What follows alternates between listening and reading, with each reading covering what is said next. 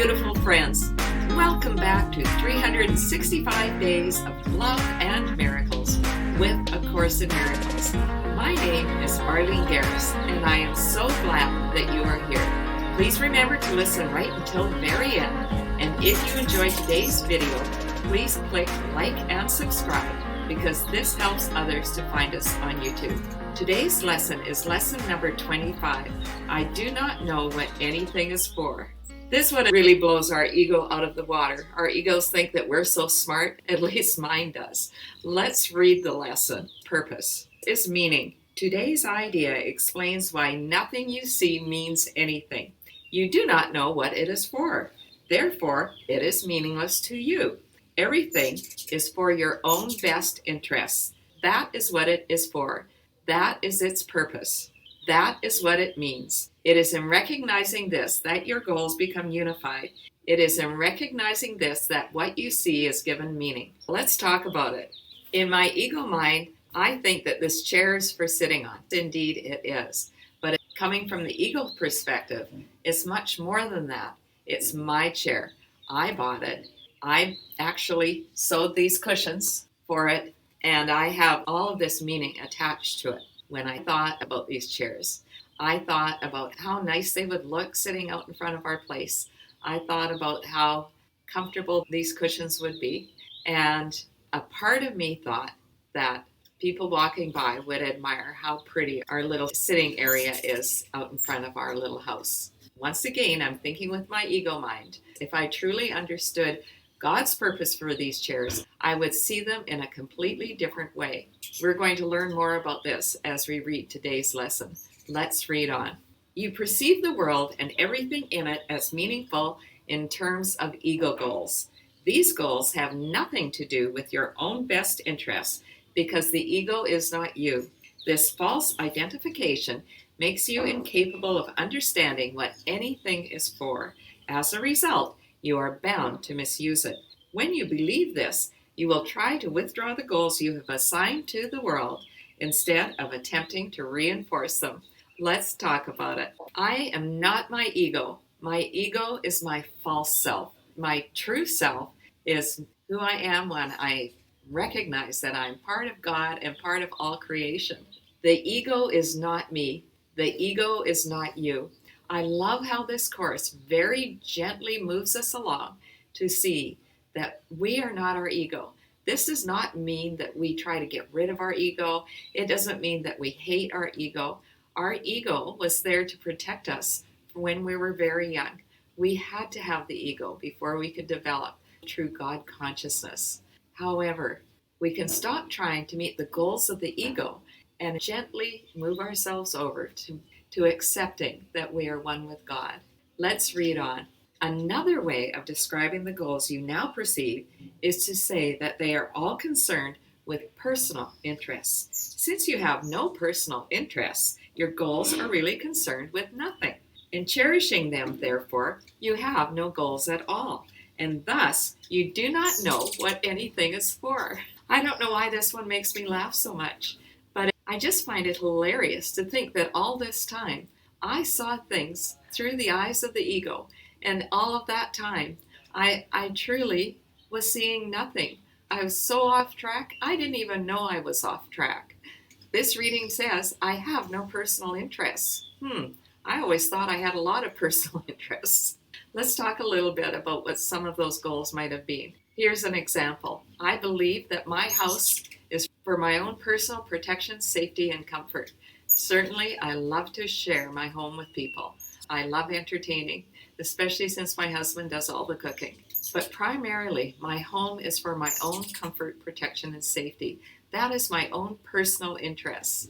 There's nothing wrong with that. I think that's how most, if not all of us, see our homes. I know I love my bed. There's nothing better than a super comfortable bed with really high quality sheets and a very comfortable pillow. When I was young, I loved to party. Now I feel just as eager to climb into that beautiful warm bed. These readings help us to see that is not our higher self. Our higher self is when we're aware of our ego's goals and how we attach ourselves to the different items in our lives. We learn to look at everything in the world as being in everyone's best interests. I'm not suggesting that we invite everyone in the world to come and join us in our bed or in our house. But what I am suggesting is that I just learn to look at it a different way, through the eyes of love, through the eyes of God, and certainly having gratitude for such a beautiful, precious gift that I get to enjoy every single day. Let's read on. Before you can make any sense out of the exercises for today, one more thought is necessary. At the most superficial levels, you do recognize purpose, yet purpose cannot be understood at these levels. For example, you do understand that a telephone is for the purpose of talking to someone who is not physically in your immediate vicinity. What you do not understand is what you want to reach him for, and it is this that makes your contact with him meaningful or not. Let's talk about it.